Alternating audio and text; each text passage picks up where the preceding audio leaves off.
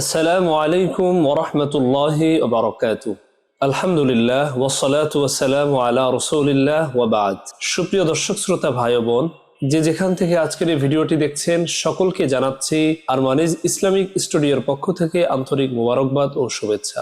প্রিয় দর্শক শ্রোতা ভাই ও বোন, আজকের ভিডিওতে আমরা জানবো এমন দুইজন নবীর সম্পর্কে যাদেরকে আল্লাহ তাআলা দুইভাবে পরীক্ষা করেছিলেন। সেই দুইজন নবী হলো হযরত সুলাইমান আলাইহিস সালাতু ওয়াস সালাম এবং হযরত আইয়ুব আলাইহিস সালাতু ওয়াস সালাম। হযরত আইয়ুব আলাইহিস সালাতু ওয়াস সালাম এবং হযরত সুলাইমান আলাইহিস সালাতু ওয়াস সালাম একজন সব হারিয়েও আল্লাহর দিকে ফিরেছিলেন, আরেকজন সবকিছু পেয়েও আল্লাহর নিকট ঝুঁকেছিলেন।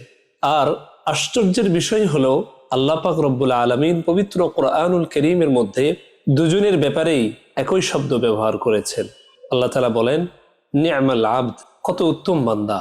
হযরত আইয়ুব আলাইহিস সালাতু ওয়াস সালামের উপর একসময় বিপদগুলো ঢেউয়ের মতো এসে পড়েছে। ঘর পড়ে গেল, সন্তান মৃত্যুবরণ করলো, খামার নষ্ট হয়ে গেল, স্ত্রী ছেড়ে চলে গেল, নিজেও অসুস্থ হলেন।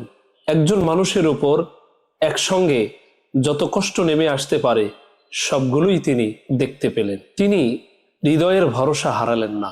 দেহ দুর্বল হলো, কিন্তু আল্লাহর স্মরণ দুর্বল হলো না। আর ঠিক তখনই আল্লাহ তাআলা বললেন, ইন্না ওয়াজাদনাহু সাবিরা, নিশ্চয় আমি তাকে ধৈর্যশীল পেয়েছি। নি'মাল আবদ, কত উত্তম বান্দা। ইন্নাহু আওয়াব, নিশ্চয় সে ছিল আমার দিকে ফিরে আসা বান্দা। অপরদিকে হযরত সুলাইমান আলাইহিস সালাতু ওয়াস সালাম ছিলেন একজন রাজা, একজন নবী, ক্ষমতা ও প্রাচুর্যের অধিকারী। আল্লাহ পাক রব্বুল আলামিন তাকে এমন নেয়ামত দান করেছিলেন যা আর কাউকে তিনি দান করেননি। বাতাস তার অধীনস্থ ছিল, জিন্নাত তার অধীনস্থ ছিল, রাজত্ব তার হাতে ছিল। কিন্তু এত ধন সম্পদ ক্ষমতা এত কিছু পাওয়ার পরেও তিনি নিজেকে আল্লাহ তাআলার থেকে কখনো দূরে রাখেননি, অথবা এই সমস্ত ধন সম্পদ ক্ষমতা তাকে আল্লাহ তাআলার থেকে দূরে রাখতে পারেন। তিনি প্রতিটি নিয়ামতের পিছনে আল্লাহকে দেখতে পেতেন, শুকর আদায় করতেন এবং বিনয়ী হতেন, অহংকারী হতেন না। তার ক্ষেত্রেও আল্লাহ তাআলা পবিত্র কোরআনুল কারীমের মধ্যে ইরশাদ করলেন, ওয়া ওয়াহাবনা লিদাউদা সুলাইমান নি'মাল আবদ ইন্নাহু আওয়াব, নিশ্চয় আমি দাউদকে সুলাইমান দান করেছি, কত উত্তম বান্দা।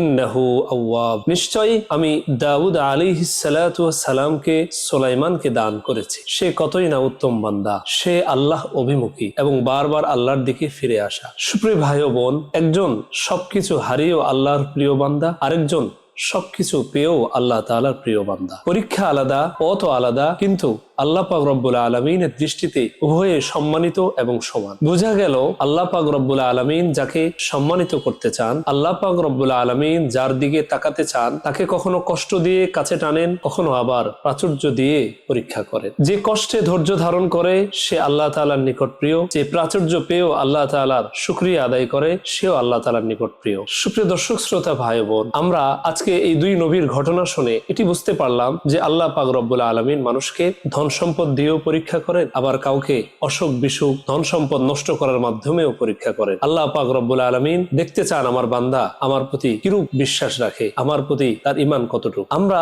আজকে যে আলোচনা শুনলাম, এখান থেকে আমাদের জন্য শিক্ষা রয়েছে ধৈর্যের, এবং আমাদের জন্য শুকরের এবং পরীক্ষার শিক্ষা রয়েছে। সুখে দুঃখে সর্ব অবস্থায় আল্লাহ তাআলার শুকর আদায় করা, ধৈর্য ধারণ করা, তবেই আমাদের জন্য সফলতা আসবে। এই সফলতা পাওয়ার জন্য অবশ্যই আমাদেরকে ধৈর্য ধারণ করতে হবে। তো আল্লাহ পাক রব্বুল আলামিন দুনিয়াতে দিবেন, অথবা আমাদের জন্য এর চেয়ে আরো উত্তম বিনিময় আখিরাতে রেখে দিবেন। আল্লাহ পাক আমাদের সকলকে আজকের এই দুই ঘটনা থেকে শিক্ষা গ্রহণ করার তৌফিক দান করেন। এছাড়াও প্রিয় ভাই ও বোন, আমরা দারিদ্রতার কারণে অনেক সময় আল্লাহ পাক রব্বুল আলামিনের কাছে অভিযোগ করি, আল্লাহকে দোষী সাব্যস্ত করি, যেটি আমাদের অনেক বড় অন্যায় এবং গুনাহের কাজ। এর বিপরীতে আল্লাহ পাক রব্বুল আলামিন যাদেরকে অনেক ধন সম্পদ দিয়েছেন, অনেক নিয়ামত দিয়েছেন, তারা অনেক সময় অহংকারী হয়ে যায়, তারা আল্লাহর গোলামি থেকে দূরে সরে যায়। কিন্তু আমরা আজকের এই ঘটনা থেকে জানতে পারলাম দুজন নবী দুই দিক দিয়ে ছিলেন।